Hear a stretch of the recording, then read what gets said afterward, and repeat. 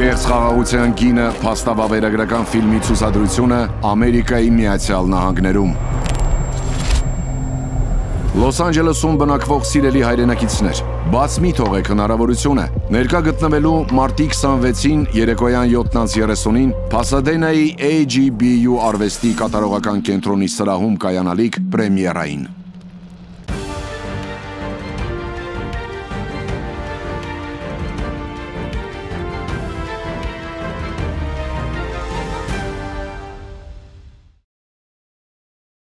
Բարև ձեզ, հարցազրույցի տաղավարում այսօր զրուցելու եմ քաղտեխնոլոգ Արմեն Բադալյանի հետ, շնորհակալ եմ հրավերս ընդունելու համար, պարոն Բադալյան, եւ զրույցը ուզում եմ սկսենք գեոպոլիտիկ տեղաշարժերից։ Արդեն հայտնի է, որ Միացյալ Նահանգների բանակնացները Ռուսաստանում են եւ տեսնում ենք, որ Թրամփի երթմնակալությունից անմիջապես հետո ռուս-ուկրաինական հակամարտությունը հանգուցալուծելու ուղղությամբ արդեն գործնական քայլեր են իրականացվում եւ process-ը բավականաչափ տեմպով, արագ տեմպերով զարգանում է։ Մենք ինչի ականատես ենք հիմա եւ այս գործընթացը լայն առումով ինչ հետևանքներ ու վերափոխումներ է բերելու եւ գեոպոլիտիկ եւ տարածաշրջանային մակարդակներում։ Շնորհակալություն հրավերի համար։ Տեսեք, տպավորությունը այնպեսին է, ոնց որ Տրամփը շատ արագ գործողություններ է իրականացնում, այսինքն ստացվում է այնպես, որ ինքը արդեն հստակ ծրագրով եկել է որոշակի քաղաքականություն իրականացնելու, որպեսզի մենք տարածաշրջանային, նաև տարածաշրջանային եւ գեոպոլիտիկը, բայց առաջին հերթին տարածաշրջանային այս գործընթացներին հասկանանք, պետք է մոտապես հասկանանք իսկ գեոպոլիտիկ աշխարհակաղակական ինչ գործընթացներ է տեղի ունենում, որտեղ դա անպայման իր ազդեցությունը արդեն թողել է մեր տարածաշրջանի վրա։ Մասնավորապես մենք պետք է շատ համառոտ եթե դիտարկենք, մենք պետք է մի բան հասկանանք։ Այն քաղաքականությունը, որը Միացյալ Նահանգները իրականացնում էր 90-ական թվականից սկսած, երբ որ նա սառը պատերազմում արևմուտքը հաղթեց խորհրդային միությանը, դա գլոբալիզմի քաղաքականություն էր, այսինքն արժեքային համակարգի տարածումը նախկին սոցիալիստական ճամբարի երկրների վրա։ Գլոբալիզմը իհարկե շուտ է սկսել, բայց այս փուլում տարածվում էր նաև այս տարածաշրջանի վրա, որը անկախ նրանից հանրապետական թե դեմոկրատ դա իրականացնում էին, եւ որի լավագույն գործիքը USAID-ն էր, հա, թեկուզ եւ Հայաստանում լրագրողների վերապատրաստում, տեսակի գրանտների քաղաքասարակության պատրաստում, նրանց մոտ սեմինարներ, մարդու իրավունքներ, կենդանի իրավունքներ, բնապահպաններ, դա Ամերիկա ազդեցության տարածման, բայց գլոբալիստական ժամանակահատվածի տարածման գործիքներ։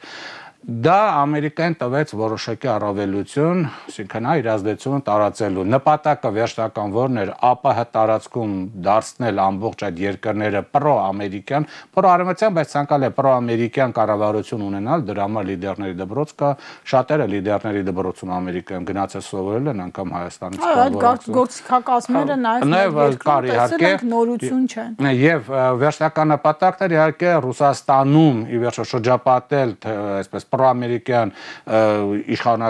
իշխանություններով եւ հետո հասնել Ռուսաստանում իշխանափոխության, որպեսզի Ռուսաստանի ամբողջ ռեսուրսը անցնել արևմուտքին։ Դրա գագաթակետը ուկրաինական պատերազմն էր, որը ակնկալվում էր, սպասվում էր, որ Ուկրաինան հաջողության պետք է հասնի, հաջողությունը պետք է բերի դժգոհություններ Ռուսաստանում, որոնք ամենայն հավանականությամբ ցնցումների միջոցով կտապալեն Պուտինի իշխանությունը եւ Ռուսաստանը ամբողջովին կանցներ, կլներ պրոամերիկյան կառավարություն, այդ գործիքների գլոբալիստական սցենարն էր, որը այսօր գետնի վրա չի իրականացվում։ Դա ոչ միայն չի իրականացվում, ուրիշ խնդիր կա եւ ի վերջո ամբողջ ամերիկյան ռեսուրսը, ռուսական ռեսուրսը ամբողջովին կանցներ ամերիկացիների հսկողության տակ, բայց ցույց տվեց, որ Ռուսաստանը Ուկրաինան չի պարտվում։ Չենք ասի թե նա ասենց հաղթարշավով գնում է առաջ, էդ էլ չկա, ռուսական բանակը այդ հզորությունը չունի, բայց ամեն դեպքում քերելով, բայց առաջ է գնում, այսինքն պարտություն չկա։ Ծրագիրը չի աշխատում, բայց այսօր ներողություն ունենք, իրողություն, ինչպես ասում են, գետնի վրա Պուտին-Թրամփ այս երկու անձինք են որոշում նոր աշխարհակարգը, բանակցությունները նրանց միջև են ընթանում եւ այդ կոնֆլիկտը, որը Ուկրաինային ուղղակի կործանման հասցրեց, հանգուցալուծվելու է այդ երկուսի ձեռք բերված պայմանավորվածությունների շրջանակում։ Չկա այդպիսի բան։ Ինչ որ դուք ասացիք, որովհետև այս կոնֆլիկտի մեջ կան այլ ակտիվ գործընկերներ կամ շահագրգիռ կողմեր։ Այո, Ռուսաստանը միգուցե դա ցանկանում է, որ դուք ասացիք, որովհետև մենք տեսանք, որ ուկրաինական պատերազմը չբերեց հաղթանակի, այսինքն այն կոնցեպցիան, որ գլոբալիստներն են ասում, Ուկրաինայի միջոցով հաղթենք Ռուսաստանին, Ռուսաստանում բերենք արևմտամետ իշխանություն ռեսուրսները մեզնով անենք, չաշխատեց։ Այս ընթացքում ուրիշ խնդիրներ առաջացան գլոբալիզմի արդյունքում Ամերիկայից արդյունաբերությունը տնտեսական այդ ասենք արտադրանքը, արդյունաբերական արտադրողները հեռացան Չինաստան, գնացին տեղափոխվեցին Չինաստան, տեղափոխվեցին Իռլանդիա, տեղափոխվում են Մեքսիկ, այսինքն Մեքսիկայում արտադրում են մեքենա, որը վաճառում են Միացյալ Նահանգներին, այսինքն Ամերիկան այլևս գլոբալիզմ պետք չէ, որտեղ ինքը դրանից տուժում է, որտեղ Չինաստանն է սկսում բավականին զարգանալ, դիրքերը ամբրապնդում է Աֆրիկայում։ Եվ ինչու է հիմնական թիրախը Չինաստան, որտեղ Չինաստանը օգտվեց այս գլոբալիզացիայից եւ խորհրդական պետություն հասկացավ, որ իհարկե հիմա ԱՄՆ հնան դեռևս շատ, ասենք, բավականին Չինաստանից առաջ է, բայց Չինաստանը շատ արագ տեմպերով զարգանում է եւ ինքը Եվրոմիության հետ կապված բավականին դրական առևտրական սալդո ունի, մոտ 200 միլիարդ, իսկ Միացյալ Նահանգները Եվրոմիության բացասական առևտրային սալդո ունի։ Գերմանիա 70 միլիարդ, Իռլանդիա 50 միլիարդ։ Եվ հիմա գլոբալիզմը իրեն սպառել է եւ Տրամպը երբ որ եկավ, երբ որ բերեցին Տրամպի իր այդ խորհրդային պետությունը, բերեց Տրամպին իշխանության մեկ նպատակով, նա պետք է փակի այս գլոբալիզմը եւ այս ամբողջ ուրեմն 30 տարվա քաղաքականությունը փոխվի, որովհետև եթե 30 տարվա ընթացքում Ռուսաստանն էր դիտվում Միացյալ Նահանգների հիմնական մրցակից, հիմա սկսվում է արդեն Չինաստանը դիտվել եւ 21-րդ դարի այս հաջորդ 75 տարին ընկալվելու է Միացյալ Նահանգներ Չինաստան հակամարտությամբ, եւ որպես այդ հակամարտությունում Միացյալ Նահանգները հաջողություն հասնին, բոլոր այն կոնֆլիկտները պետք է փակվեն, Իսրայելի հետ կապված Գազայի խնդիրը, Ուկրաինայի հետ կապված խնդիրը, բայց Ուկրաինայի հետ կապված խնդիրը, երբ որ ասում ենք պետք է փակվենք, Տրամպին պետք է շատ արագ հաջողություն, այսինքն այնտեղ որ կնքեն խաղաղությունը 30 օրով ինքը դուրս գա Չիկագոյի իր կամ չգիտեմ Ֆիլադելֆիայում իր հանրավակի ժամանակ ասի տեսեք ես եկա խոստացել էի այդ չգիտեմ խաղաղությունը զինադադարը կնքվեց իհարկե բայց ոչ Ռուսաստանի տոտալ հաղթանակով կամ ինչ որ պարտություն չի լինել բայց տոտալ հաղթանակել ձեռ չի տալի եւ նպատակը մեկն է գոնե առնվազն Ռուսաստանին դուրս գալ բերել բայց սա երկու կողմանի խնդիր չէ ոնց որ դուք նշեցիք այստեղ բավականին ակտիվ շահագրգռվածություն ունի նաեւ Եվրոմիությունը ֆրանկո-գերմանական դաշինքը փորձում են դերակատարություն ստանալ բայց դեռ չի հաջողվել դեռ չի հաջողվել չի նշանակում հետո չի հաջողվի որովհետև իրենք թույլ չտվեցին, որ Ռումինիայում այլ տեխնացուն գա իշխանություն, որը այլ գիծուներ ուղղակի արգելեցին, այսինքն նրանք տոտալ վերահսկում են Եվրոմիությունը, նրանց միացել է նաև Անգլիան եւ իդեպ Թուրքիան, եւ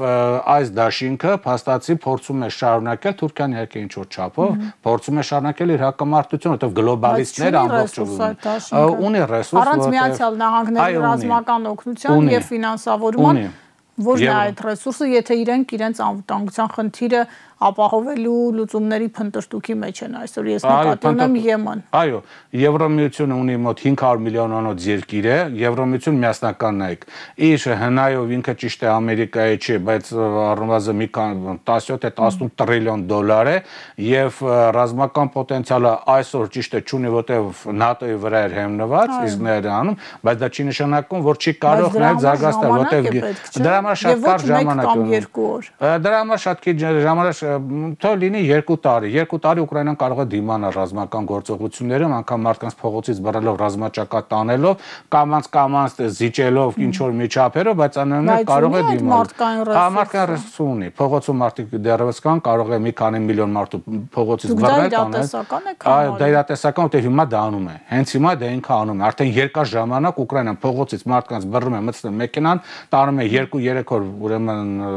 ռազմական մարզումների հետո ուղարկում է ռազմաճակատ, թե այնտեղ ինչքան կդիմանա, էական չէ։ Մի քանի միլիոն մարդ կա, որ փողոցից տանում է, դա վնաս է բերում Ուկրաինան, բայց ամեն դեպքում Ուկրաինան անում է եւ կարող է դիմանալ։ Ֆրանսիայի օրինակ հայտարարած աջակցությունը Ուկրաինային ընդամենը 190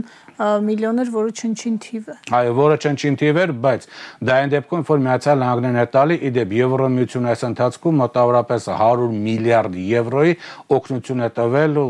Ուկրաինային, այնպես որ Եվրոմիությունն այդ հնա, երբ որ վերցնում ընդհանուր ծավալը նայում եք, տեսնում եք եւ հաշվի առնելով, որ Եվրոմիությունը ունի բավականին զարգացած, մի քանի երկրներ ունեն բավականին զարգացած ռազմաարդյունաբերական համալիր, առաջին հերթին Ֆրանսիան, նաեւ ինչ որ չափով Գերմանիան, Չեխիան, Իտալիան, Իսպանիան, նրանց նաեւ միացած Անգլիան եւ Թուրքիան, ապա նրանց ռազմաարդյունաբերական համալիրը հասկանում եմ չի փոխանի Ամերիկային 100%, բայց մի 70%-ով կփոխանի, ինչը բավարար է Ուկրաինային որոշ ժամանակ հետո։ Կարծում եք, որ ռուս-ամերիկյան բանակցությունները ուկրաինական կոնֆլիկտը չի հանգուցալուծվելու։ Ես չեմ կարող դա ասել, ոչ ոք չի կարող դա ասել կհանգուցալուծվի թե չէ, որովհետև Տրամպին պետք է 30 օր զինադադար, իսկ Ռուսաստանին պետք է ուրիշ խնդիրներ, առաջին տարածքները ճանաչեն իրեն, այն բոլոր տարածքները վերցել է, ոչ թե զորքը կանգնած է, այլ այն տարածքները, որտեղ անգամ զորքը կանգնած չէ, այ ուկրաինական զորքն է, բայց ինքը համարում իրեն Դոնեցկի, ասենք այն դերոջ կողմից չգրաված տարածքը, Զապորոժիե, Խերսոն, դրանք էլ պետք է վերադարձվի, ինչը Ուկրաինան մերժում է։ Ռուսաստանը պետք է որ դա ոչ միայն վերադարձվի, նաև ճանաչվի տարածքը, որպեսզի հետագայում ինչ որ խնդիրներ չառաջանան։ Դա մերժվում է արևմուտքի կողմից եւ այլն։ Այսինքն Եվրոմիությունը ինքը պոտենցիալ ունի, հիմա պոտենցիալը ոնց կդրսևորի, մենք չենք կարող սպային ասել, բայց պոտենցիալ կա եւ երրորդ խաղացողը կա, դա Չինաստանն է։ Այնպես չէ որ Չինաստանին ձեռք է տալու, որ այս ռազմական հակամարտությունը ավարտվի, որովհետեւ ավարտվելու դեպքում Միացյալ Նահանգները իր ամբողջ հզորությունը ուղղելու է Չինաստանի դեմ։ Իսկ քանի Ռուսաստանը Ուկրաինային պատերազմում է, Ամերիկայի ուշադրությունը այդ հարցի վրա է։ Սա մեկ։ Երկրորդ, Չինաստանին պետք չի որ ռազմական գործողությունը ավարտվի, որովհետև այդ դեպքում Ռուսաստանը հիմա Ռուսաստանը հիմա իրան ավելի շատ է նայում ճնշված լինելով, այսինքն ոչ թե ճնշված լինելով, դիմակայելով, այդ բայց եթե ռազմական գործողություն դադարեցվում է եւ ինչ որ չափով արևմուտքի Միացյալ Նահանգների հարաբերությունները բարելավում են Ռուսաստանի հետ, ապա նրա կախումը Չինաստանից թուլանում է։ Սա երկուս։ Եվ երրորդ ԱՄՆ-ն նաև քաղաքականություն իրականացնում Եվրոմիությանը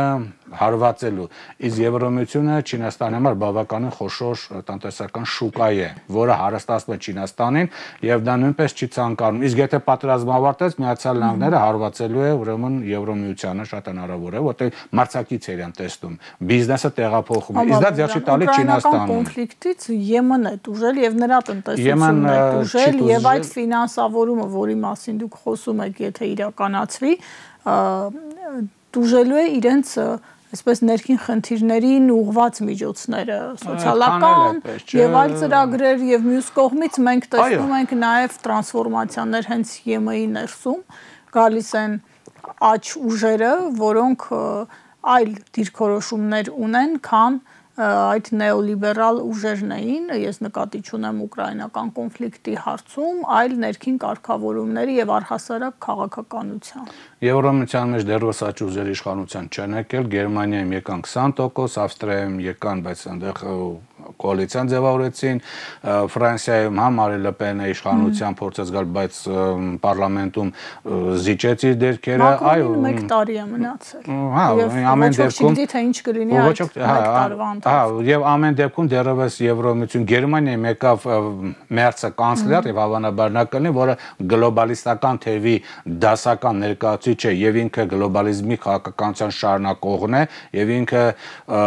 սահմանադրական փոփոխություններ է փորձում նախաձեռնել, որը կբերի Գերմանիայում, հա, ասենք բանակի հզորացմանը եւ այլն, այսինքն այնպես չի, որ Եվրոմիությունը իրենց ոչինչ չի ներկայացնում, այո, սոցիալական որոշ ծրագրեր ստիպված են լինելու կրճատել, հասկանալի է, բայց այդտեղ ուրիշ հարցեր կա։ Միացյալ Նահանգները երբ որ ասում է, հա, փակենք Ուկրաինայի պատերազմը, ասում է, հանքերը վերցնեմ, ռեսուրսները վերցնեմ ու փակեմ, ինչքան 185 միլիարդ է մոտավորապես դրա,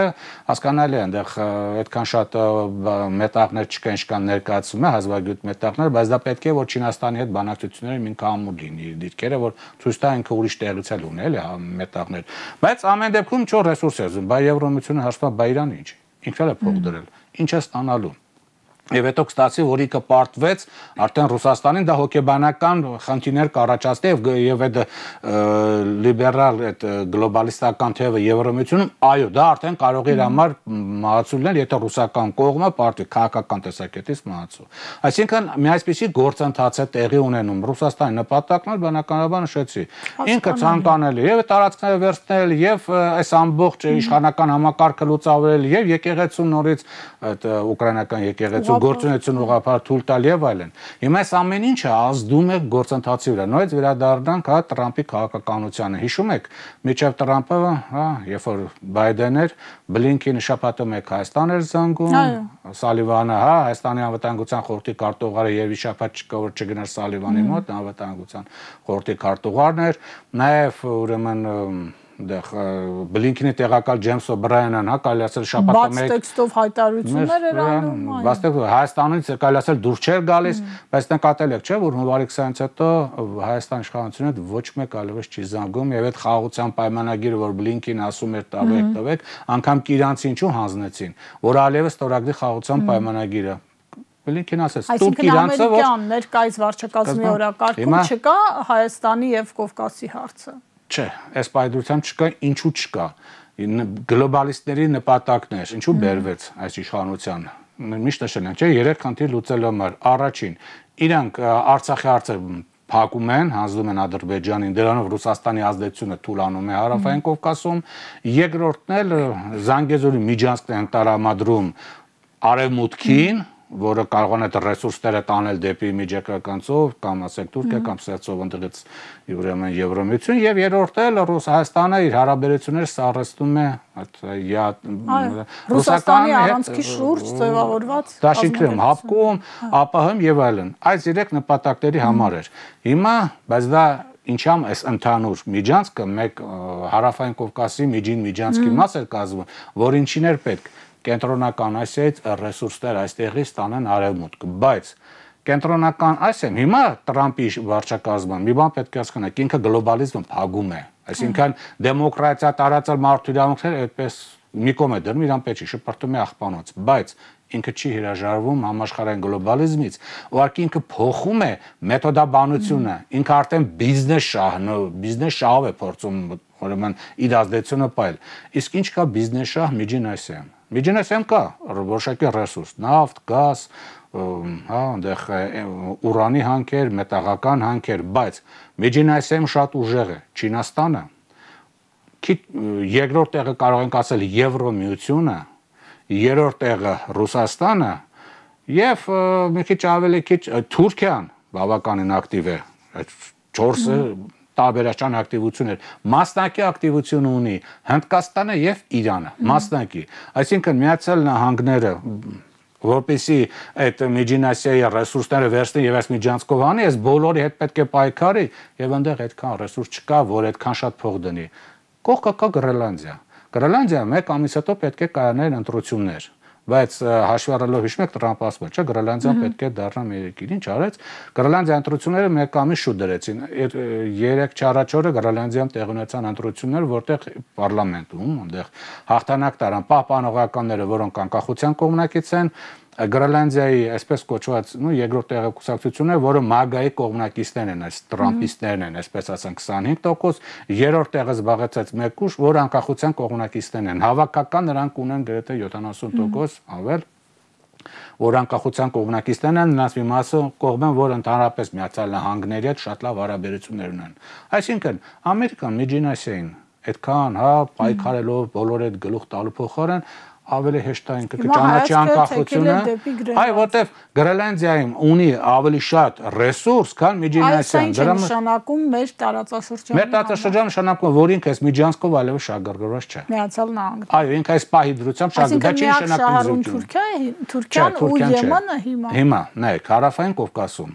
Այսինքն Միացյալ Նահանգները մի բան ֆիքսենք սա, որ ինքը այս տարածաշրջանում հետաքրքրություն չունի, բայց դա չի նշանակում, որ ինքը կարող է դուրս գալ, ինքը կարող է սա փորձել Ռուսաստանին վաճառել կամ փոխանակել ինչ-որ հարցի հետ։ Սա իր քաղաքականությունն է։ Դրա համար առաջ, երբ որ Բլինքենը շաբաթը մեկ զանգում, ասում էր խաղաղության պայմանագիր կնքի, հիմա էլ չեն զանգում, որովհետև խաղաղության պայմանագիրը այլևս պետք չի, իրանց չի հետաքրքրում այդ բիզնես ծրագրում։ Հարավային Կովկասում մնացել են շահագրգիռ կողմեր կան։ Շատերն ասում են, կամ Թուրքիան, Ռուսաստան, այդպես չէ։ Կա շահագրգիռ կողմ Ռուսաստան, որը Վրաստանում չունի ազդեցություն։ Չնայած առողջաշրջանառությունը քիչ մեծանում է։ Ադրբեջանում 0 ազդեցություն ունի, անգամ Ռոսատրուդստան փակեցին։ Եվ որոշակի ազդեցություն ունի Հայաստանում տնտեսական ոլորտում, հա, ասենք գազի ոլորտում ունի, այնտեղ երկաթգիծն է ինքը կառավարում, ատոմակայանը ունի, քաղաքական եւ լրատվական, այսինքն հասարակական քաղաքական ոլորտում Ռուսաստանը այդքան մեծ ազդեցություն այլևս չունի էլեկտորալ հասարակության էլեկտորալ կառուցվածքում էլ ռուսամետ ընտրազանգված է, ասենք 20-25 տարբեր սոցիոլոգիական հարցումներով 20-25% են, մի քիչ ավել, մի քիչ պակաս, մեծանում փոքրանում են, այսինքն ավել չի։ Ռուսաստանի ազդեցությունը այսքան է Հարավային Կովկասում, այսինքն Հայաստանում 20-25%։ Երկրորդ շահագրգիռ կողմը Թուրքիան է, որը ունի ազդեցություն Վրաստանում, Աջարիայում շատ ուժեղ, մնացած տարածքների մի քիչ, Ադրբեջանը տոտալ դա Թուրքիա է, այլևս չկա Ադրբեջան, որտեղ շատերն ասում են Ադրբեջան ինքնուրույն քաղաքականություն է փորձում վարել եւ այլ, չկա այդպիսի բան։ 44 օրվա պատերազմից հետո Թուրքիան ամբողջովին ադրբեջանական բանակը դարձրել է իր բանակը եւ ոնց որ Լեռնային Ղարաբաղի հանրապետությունն էր Հայաստանի համար, հա, ինքնահռչակ հանրապետություն, բայց դե գիտենք դա Հայաստան էր։ Ադրբեջանն էլ ինքնահռչակ չի մակով ճանաչված է, բայց դա Թուրքիա է։ Եվ ցանկացած գործողություն կտեսնենք։ Ալիևը ինչ ասում է, հետո գնում է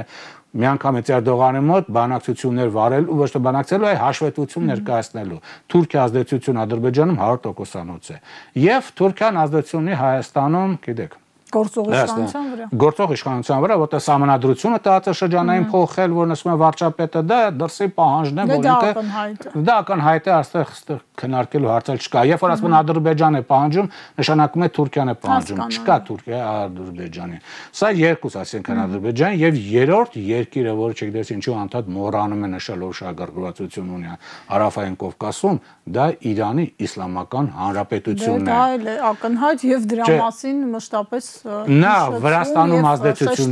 հա, Վրաստանում շատերը չեն շեշտում ուղղակի, ինչ-ինչ հարցերից ելնելով։ Նա Վրաստանում այդքան մեծ ազդեցություն չունի, Ադրբեջանում ունի որոշակի ազդեցություն, որտեղ վերջ ադրբեջանցիները շիա են, այսինքն նույն կրոնական նոսանքն են, չնայած բազմաթիվ շիա գործիչներին, Ադրբեջանի ղեկավարության կողմից ձերբակալված են, եւ երրորդ ամենակարևոր ազդեցությունը դա այն է, որ ունի, դա Հայաստանի անվտանգության համակարգն է։ Այս պահի դրությամբ, որ Ադրբեջանը 44 օրյա պատերազմից հետո չի գրավել Սյունիքի մարզը, միայն նրա համար է, որովհետև Արաքսից հարավ կանգնած են Իրանի Իսլամական Հանրապետության, մասնավորապես Իսլամական հեղափոխության պահպանների 4 կորպուս, Նախիջևանի, Սյունիքի, երկուսն էլ Ադրբեջանի դեմ, մոտավորապես 150-160 հազանոց զոր կանգնած է։ Ինչը թույլ չի տալի Ադրբեջանին գրավել, թե չնայած վաղուց են գրավել։ Խնդիրը այն չէ, որ այնտեղ 200 դիտորդ կա, որոնք հեռադիտակով նայում են։ Եթե Թուրքիայի դեպ ասեմ, Էրդողանը բավական լավ գործիչ է դիվանագիտական տեսակետից եւ կարելի ասել երևի Մուստաֆա Կեմալից հետո նա երկրորդ գործիչն է, որը Թուրքիան դարձած ռեգիոնալ, տարածաշրջան, մեծ տարածաշրջանային գործիչ։ Եթե նա վստահ լիներ, իդեպ նա ասել է, չէ՞, միակ խանգարողը Իրանի Իսլամական Հանրապետությունն է։ Եթե նա վստահ լիներ, որ Իրանը չի խառնվելու, նա այս կողմ Նախիջևանից Իրան կմատեն, Ադրբեջանից նա կմատներ, ասենք ադրբեջանական զորքերը կամ թուրքական զորքերը, նույն զորքն այդ դեպ, եւ Սյունիքի մարզը ամբողջովին կվերցնեն, այդտեղի բնակիչներն էլ կշեն։ Եվ որովհետեւ դիտորդ ոչինչ չէր կարող անել, որովհետեւ եթե հանգարց անեն, կտան այդ դիտորդների ոտերը կջարդեն ու կուղարկեն Եվրոմիություն։ Եվրոմիությունը չի կարող ճնշել Թուրքիային, որովհետեւ եթե փորձի ճնշել, Թուրքիան ընդհանրապես մի կես ժամով այսպես սահմանը կբացի եւ մի 20 միլիոն բանգլադեշցի, պակիստանցի, աղվանստանցի, եմենցի, չգիտեմ, կոնգոլեսցի, Մալցի կլցնի Եվրոմիություն, այնտեղ էլ առանձնել աչերը գլուխ են բարձրացնում կապված միգրացիայի հետ կապված հիմա։ Այս ամենը հաշվի առնելով բան բերել։ Եվ չորրորդ խաղացողը մի մոռացեք Եվրոմիությունը, Վրաստանը Եվրոմիության անդամության տեխնացու է, իհարկե մի քիչ խնդիրներ առաջացան, բայց ամենայնիվ 28 թվականից առաջ հետո նորից է հետ նորից տակացեցին, այնտեղ ասում ենք պատրաստ ենք հենց հիմա էլ բան գնալ այնտեղ։ Եվ Եվրոմիության անդամ է, երկրորդ Եվրոմիությունը ազդեցություն ունի Ադրբեջանում, որովհետև նավթի գազի գիտեք պայմանագրեր կա։ Եվ անդամ չէ գործընթաց։ Գործընթացի հետ, անդամ չէ, Ադրբեջանը, ասենք գազի հետ կապված, ասենք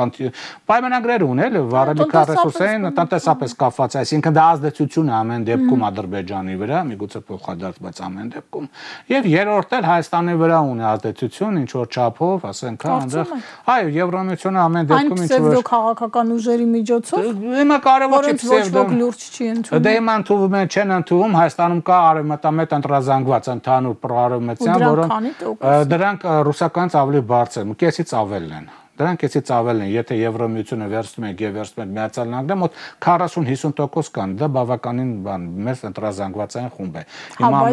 նույնիսկ եթե մարդիկ հակված են դեպի ԵՄ կամ Արևմուտք, դա չի նշանակում, որ այն քաղաքական ուժերի մանր-մունր կուսակցությունների ընտրազանգվածն են, որոնք այսօր քաղաքական արենայում են։ Չէ, հիմա խնդիրը այն չի, սրանք տարբեր բաներ են։ Չէ, հիմա կարող են այդ կուսակցությունը փոխան ուրիշ մարդկանց դնել, ուրիշ տենցով ստեղծել արևմտամետուշ, խնդիրը դա չէ։ Խնդիրն է, որ ազդեցություն կա։ Ամեն դեպքում կա նաև տնտեսական ազդեցություն։ Այսինքն սա երրորդ ուժը եւ տնտեսական ազդեցություն ունի։ Եմեն Հայաստանում տնտեսական։ Բայց վարկերը ինչի հաշվին, ով է եւ Հայաստանի կառավարությունը վարկեր տալի։ Այդ վարկերը, որ կառավարությունը ասած դրած կանվերով բան այդ պեչատում այդ վարկերը, այդ ում վարկերն են։ Արտաքին պարտքը նկատի։ Արտաքին պարտքը, բա դա ինչ է։ Արտաքին պարտքից ավելի լավ ազդեցություն կա, որ կառավարությունը շաբաթը մեկ մի քանի 15 միլիոնի կամ 100 միլիոնի, ասենք, ինչ որ վարկ է բերում Եվրոմիությունից, Համաշխարհային բանկից, Եվրոպայի զարգացման բանկից, Գերմանիա, չգիտեմ, այդ պարտքերը դա ինչ են։ Դա դրանից լավ ազդեցություն, երբ որ դրան չես հետարկում, ինք ուղղակի փողերը փակում է ֆինանսականը։ Իսկ Հայաստանի տնտեսական վիճակը այսօր գիտեք, ահավոր ծանր վիճակ է գտնվում։ Ոչ մի այսպես ներդրումներ չկան, այդ վարկերով պահում են այնքանով, որ այսպես իրանց ազդեցությունը այստեղ կարողանան տարածեն։ Այդ վարկ տալը բավական արտաքին ազդեցության լավ գործիք է։ Այստեղ շահագրգռվածություն ունի նաև Հնդկաստանը, կապված Թուրքիայի, Պակիստան բանի հետ եւ Չինաստանը ինչ որ չափով էտել Իրանի իր գործիքն։ Այսինքն այս երկրներն են, որոնք Հարավային Կովկասում բավականին ազդեցիկ են եւ ըստ այդմ եւ շատ դեպքերում մեկը մյուսին հակառակ հիշում եք Իրանի դեսպանը ինչ ասաց միայն միջանցքը որ կա այսինքն որ չի լինում, որ Հայաստան տարածքային ամբողջականության միակ պաշտպանը մենք ենք եւ ինչ ասաց Մայրազախարյանը, չէ, մենք էլ ենք կողմ, հիշում եք անմիջապես դուրս եկավ թե մենք էլ ենք կողմ, ասաց որ չէ։ Եվ այն որ չի այսօր իրականացում նոյեմբերի 9-ի այդ հիշում եք այդ համաձայնագիրը, որ 9-րդ կետը ինչ էր ասում, որ այնտեղ ռուսական սահմանապարները պետք է դա միջանցք է։ Դա փաստացի միջանցք է, առանց միջանցքի Իրան Իսլամական Հանրապետությունը դրան դեմ է, որպեսզի միջանցք ցանկացած ձև լինի, որովհետև ինքը շատ լավ տեսավ Լեռնային Ղարաբաղում կան ռուս խաղաղապահներ եւ թուրք, այսպես ասած, Աղդամում ինչ որ թուրքական, ինչ որ զորակայաններ, երկու տարետո խաղաղապահներ չկան, իսկ Ադրբեջանի ամբողջ բանակը թուրքական է։ Այնպես որ ինքը շատ լավ հասկանում է, որ այսօր եթե նոյեմբերի 9-ը եղավ, ռուս թեկուզ սահմանապահներ ՖՍԲ-ն կանգնեց, չկա երաշեք, որ երկու տարի հետո դա չի դառնա ռուս-թուրքական, մի 5 տարի հետո չի դառնա մենակ թուրքական։ Դրա համար նա կտրուկ դեմ է միջանցք։ Եվ որևէ մեկին թույլ չի տալի, որ նոյեմբերի 9-ի այդ համաձայնագրի այդ կետը իրականություն դառնա, որտեղ նաև բավական լավ շինարարական աշխատանքներ անցնում։ Այսօր մոտապես էս իրավիճակն է։ Հիմա սա այդ կապված Հայաստանում որոշակիորեն, այսպես ասած, ակտիվացում է նկատվում ընդդիմադիր, այսպես ուժերի միջև, ինչու համար, որովհետև հայ, երբ որ ԿՊԱ-ականներ սկսում են ծաղրել, թե երկուսի միջև պատերազմ կա, դեր ինչ որ ուժերի միջև, եւ այլ առանց հասկանալու, որ ակտիվությունը սկսվել է, որովհետև ենթադրվում է այդ ուժերի կողմից, որ այս պայծրությամբ իշխանությունները չունենալով այսպես ԱՄՆ-ի աջակցություն, իսկ այս պայծրությամբ իրանք իրականում չունեն։ Ինչ կլինի հետո չգիտեմ, ներկայացեցինք, ինչ կլինի հետո չգիտեմ, բայց ամեն դեպքում չունենալով աջակցությունը նրանք իշխանափոխության հնարավորությունը մեծացել է, բայց մի բան պետք է հասկանանք։ Հայաստանում եթե ուզում ես իշխանափոխություն անես, դու չես կարող միայն ով կարող է Հայաստանում իշխանափոխություն անել։ Կարող էր անել Արևմուտքը, ԱՄՆ-ի հետ միասին, բայց ԱՄՆ-ը որ գնաց, Եվրոմիությունը մի քիչ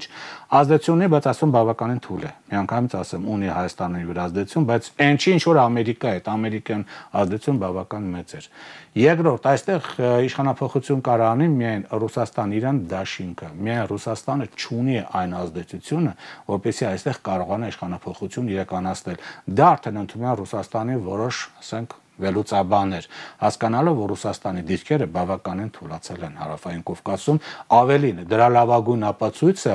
ընդամենը 10 օր առաջ Աբխազիայի ընտրություններն են։ Աբխազիա, որը 94 թվականին Ռուսաստանի խաղաղապահներն են գտնվում, Աբխազիա, որը 2008 թվականից անկախ ճանաչվել է Ռուսաստանից անկախությունը,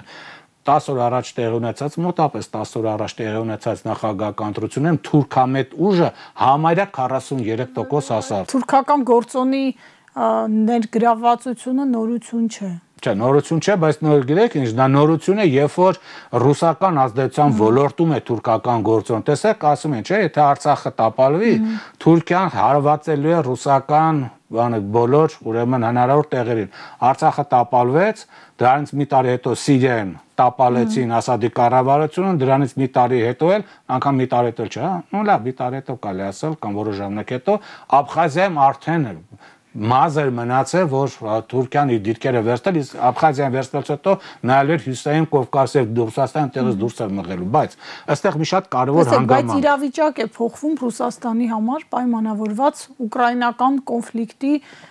որոշակի հանգուցալուծման հեռանկարներով։ Առնվազն ուղղվածությունը այն է, որ այդ բանակցությունները ինչ որ արդյունք են տալու եւ կոնֆլիկտը հանգուցալուծվելու է։ Իսկ տալու են թե չեն տալու մենք դեռ չգիտենք, այդ մեկ։ Դա այս պահին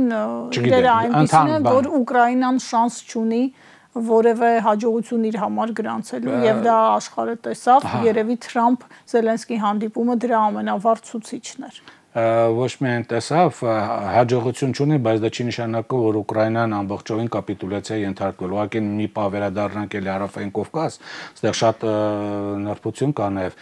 Շատերն ասում են, որ Հարավային Կովկասում Թուրքիան հանդես է գալիս որպես Եվրամիության գործիք, այսինքն արևմուտքի արևմուտքը օպերատոր, այսինքն օպերատորը Թուրքիան է եւ արևմուտքը Թուրքիայի միջոցով Հարավային Կովկասում խաղում, այդպես չէ։ Թուրքիան իր խաղն ունի, Արևմուտքը Եվրամիությունը իր խաղ ունի, ուղղակի Ռուսաստանի ազդեցությունը Հարավային Կովկասում դուրս մղելու օպերացիոն համակարգում նրանք դաշնակիցներ են եւ շատերը սկսում են նրանց նույնականացնել, այդպես չէ։ Թուրքիան Արևմուտքի մանկլավիկը չէ, Թուրքիան Հայաստան չէ, Էրդողանն էլ չէ, հասկանալի մարդը չէ։ Ինքը ինքնուրույն քաղաքական գործիչ է։ ՆԱՏՕ-ի անդամ է։ Թուրքիան ՆԱՏՕ-ի անդամ է։ Եվ Հարավային Կովկասում Արևմուտքը մշտապես գործել է Թուրքիայի ձեռամբ։ Մշտապես գործել է առաջ։ Էրդողանը ինքը իր շահերն ունի։ Արևմուտքը իր շահերն ունի, որոնք ինչ որ չափին համապատասխանում են, ինչ որտեղ կարող են չհամապատասխանել։ Նրանք առանձին խաղացողներ են։ Թուրքիան Արևմուտքի մանկլավիկը չէ։ Ինչ վերաբերում է նա առանձին գնա, երբ որ պետք է անգամ Արևմուտքին էլ կար, նա էր որ թույլ չտվեց, որ արևմտյան խաղապահները 44 օրյա պատերազմի ժամանակ հիշում եք այն խոսակցությունները, որ հեսա դանիացի, նորվեգացի ինչ որ խաղապահներ պիտի գան, լեղիմեն կողքերից, խոսակցությունները ինչ որ տեղով ոչ ոք չէր սպասում, որ դանիացին գալու է եւ Արցախը պաշտպանի։ Սերբիան էլ չէ սպասում, որ կարող է դանիացին մտնի Կոսովոյի բան այդ խաղապականի։ Ու Արցախը մեկ չեն։ Չէ, ժամանակ գտնում են որ մեկ են ու տեսան որ լավ աշխարհագրությունն է նույնը։ Ահա, դա կապ չունի աշխարհագրությունը։ Խաղապանները նաև Աֆրիկայում են գնում, էլ հենց որ չի, որ միայն Եվրոպա են գնում, հենց որ ցանկացած տեղով կարող են կանգնել։ Ինչ վերաբերում է բանակցային գործընթացին, բանակցային գործընթացը դեռևս 100% անց չէ, որով այնպես չէ, բանակցային գործընթացով ավարտվում է այս Ուկրաինայի կոնֆլիկտը, չկա որոշի երաշխիք։ Իսկ եթե Եվրամիությունը օգնի,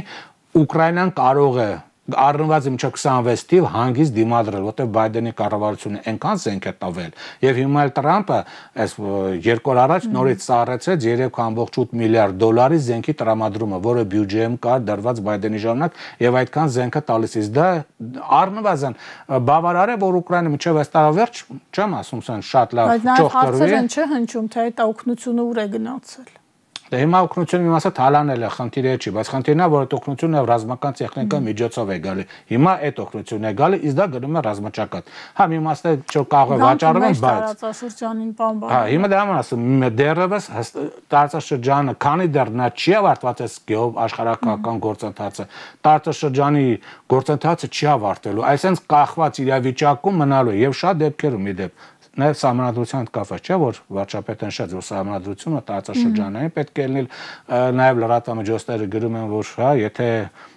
չընդունեք, ինչ որ պետք է վախեցնեն պատերազմով եւ այլն, իմացեք, քանի Իրանի Իսլամական Հանրապետությունը ետ չի կանգնել իր որոշումից, իսկ նրա որոշումը այն է Հայաստանի սահմանները անձեռնամխելի են եւ էթնիկ կազմը անփոփոխելի է, այսինքն 300,000 ադրբեջանցի չի գալու։ Նշանակում է պատերազմ չի լինելու, որովհետև այսօր քաղաքացիները հանգիստ ապրում են Հայաստանում, որովհետև բայց դեռ հարցական է թե ինչ կլինի Իրանի շուրջ, որովհետև այդ մասով չէ բազմաթիվ հարցեր կան։ Եվ այնպես չէ, որ բանակցությունների վերաբերյալ ամերիկյան Սահակյանի առաջարկը Իրանը միանշանակորեն ընդունել։ Իրանը ընդհանրապես չի ընդունել, Իրանը մերժեց, որտեվ խոմ իրանց առաջնորդը ասաց, մենք այդ բանակցությունները չեն գնալու, կգնաց կմտածես նախկին պայմանագիրը, դա իդեպ նաև սխալ տեսակետել է հնչում շատ դեպքերում, որ Իրան թուլացել է։ Նայում են Սիրիայում եւ ասում են, տեսեք, որ Սիրիայում չկարողացավ օգնել Ասադին, որտեղ շիաներն են, ու դրա համար Իրան թուլացավ, տապալվեց Ասադը, դա Իրանի թուլությունն է։ Ուրեմն նայեք, ճիշտ տերմիններ ընտրեք, հասկացությունները պետքա ճիշտ ընտրել։ Իրանի ազդեցությունը Սիրիայում թուլացավ էականորեն, որակական, կարող է շատ քիչ ամենացել, բայց Իրանի ֆիզիկական ուժը չի թուլացել։ Եթե Իրանը միջև Ասադի ընկնելը իր տարածքում ուներ 1 միլիոնանոց բանակ, պայմանական ասած, էլի 1 միլիոնանոց բանակ ասած դա մնացել է։ Իրանին հաղթելու համար դու պետք է առնվազն մի 2-3 միլիոնանոց բանակով մի քանի տեղերից հարձակվես։ Այս պահի դրությամբ դա չկա։ Ամփոփ ենք, պարոն Բադալյան, Հարավային Կովկասում եւ մասնավորապես Հայաստանի շուրջ process-ների ձեր կարծիքով սցենարը ինչպիսին է լինելու, հաշվի առնելով այն ամենը, ինչ ասացիք այսօր։ Այնպես որ ավարտենք, որ այնպես որ Իրանը չի թուլացել։ Սա թող հանգիստ լինի եւ որովհետեւ մեկը թող չվախենա կոնկրետ ԿՊ-ի կողմից իրականացող պատերազմի սպառնալիքներով։ Քանի դեռ Իրանի դիրքորոշումը չի փոխել։ Իսկ Իրանի պարտադիր զորքմաստ Իրան այնքան պրոքսիներ ունի, որ կարող է շատ հանգիստ օգտագործել, հաստատ Ադրբեջանից ուժեղ է, միանշանակ, սա կարող եք իմանալ, որի պատճառով ռազմական գործողությունը չկա։ Հիմա ինչ վերաբերում է ամփոփմանը, քանի դեռ աշխարհաքաղաքական Միացյալ Նահանգներ, Ռուսաստան, Չինաստան, Եվրոմիություն, այս եւ նրանց թիրախ հանդիսացող Ուկրաինա մեծ գործընթացները չեն ավարտվել, իսկ Տրամպին պետք է շտապ ավարտվեն։ Իր մոտ 25 թվականի առաջին երամշակի ցուցանիշները տնտեսական արդեն լավ չեն։ Տրամպի պետք է շատ շուտ ավարտվի, որտեղ ապրիլից սկսվում է ԱՄՆ Եվրոմիություն մաքսային պատերազմը բավական։ Արդեն սկսվել է Կանադա, Մեքսիկա մաքսային պատերազմը եւ ցան պատերազմի ամեն օրվա ձգումը Չինաստանին մեկ օրով բարձրացնում։ Քանի դեռ Ուկրաինայում չեն ավարտվել, այս գործընթացը շարունակվելու է։ Ուղղակի sense բավականին ակտիվ փոփոխություններով տեղնոցող գործընթաց է, իսկ դա նշանակում է, որ ոչ մի հստակ բան, հստակ նկարագիր, հստակ պատկեր այս պահի դրությամբ չեն։ Նաև Հայաստանի մասով չեն կարող ասել, որը կարող է վերաբերվել նաև իշխանափոխությանը։ Իհարկե հնարավորություններ ավելացել են, բայց դա չի նշանակում, որ դրանք 100%-անոց են։ Դեռևս բավականին մեծ փոփոխություններ կարող են լինել։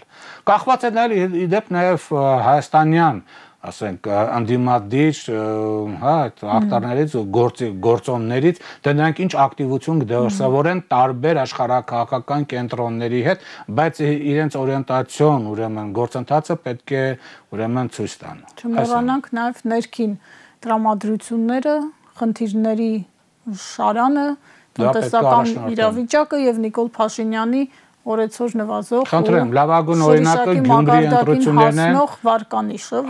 լավագույն օրինակը Գյումրի ընտրություններն են, խնդրեմ, ընդդիմադիր ուժերը պետք է որի մեջ այսօր իշխանությունը գտնվում է հենց Գյումրիում։ Դե հիմա ընդդիմադիր ուժերը լավ հնարավորություն են քննություն հանձնել Գյումրիում։ Գնացեք քննություն հանձնեք նաև ինչ որ չափով Փարաքյարում, բայց Գյումրին ավելի խորհրդանշ։ Գնացեք քննություն հանձնեք եւ ցույց տվեք ինչին է իրավիճակը։ Կարճ ժամանակ է մնացել, կտեսնենք մարտի 30-ին։ Շնորհակալություն հարցազրույցին, սպասեք վաղը։